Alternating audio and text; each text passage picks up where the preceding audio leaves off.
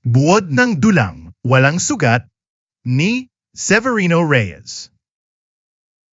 Ang simula, ang pag-iibigan sa gitna ng pighati. Nagsimula ang dula sa pagpapakita ng lihim na pag-iibigan ni Tenyong at Julia. Habang nagbuburda si Julia ng isang panyo na may pangalan ni Tenyong, nagkakantyawan ang dalawa hanggang sa mauwi sa sumpaan ng pag-ibig. Ngunit ang kanilang kasiyahan ay naputol nang dumating ang balitang nadakip ang ama ni Tenyong na si Kapitan Ingo ng mga Kastila dahil sa maling paratang.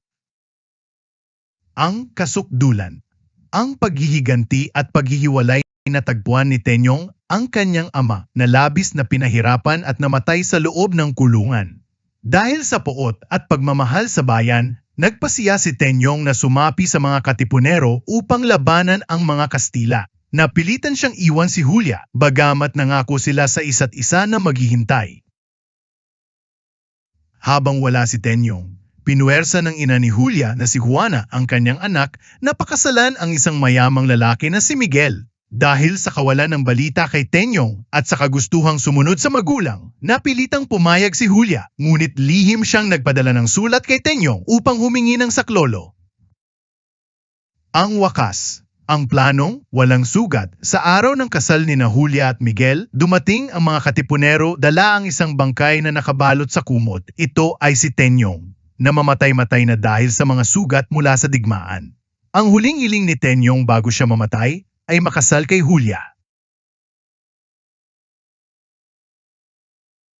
Sa matinding awa, pumayag si Miguel at ang mga naroon na ikasal ang dalawa bilang huling hiling ng isang mamamatay. Matapos ang seremonya ng kasal, biglang bumangon si Tenyong mula sa pagkakahiga. Nagulat ang lahat at sumigaw ng walang sugat dahil ang lahat ng dugong nakita sa kanyang katawan ay pekeng dugo lamang. Isang mapangahas na plano upang mabawi niya si Julia at makasal sila ng legal.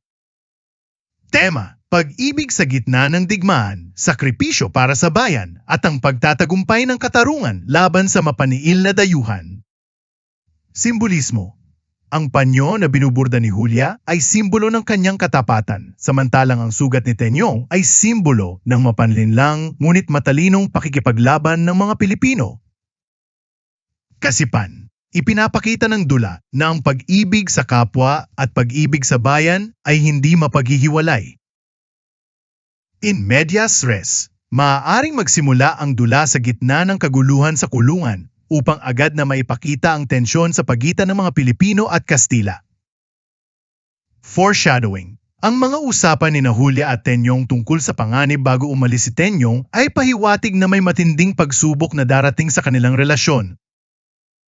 Mensahe. Ang tuso at matalinong paraan ni Tenyong upang makuha ang kanyang nais ay nagsilbing inspirasyon sa mga Pilipino noong panahon ng himagsikan na gumamit ng talino laban sa mga mananakop.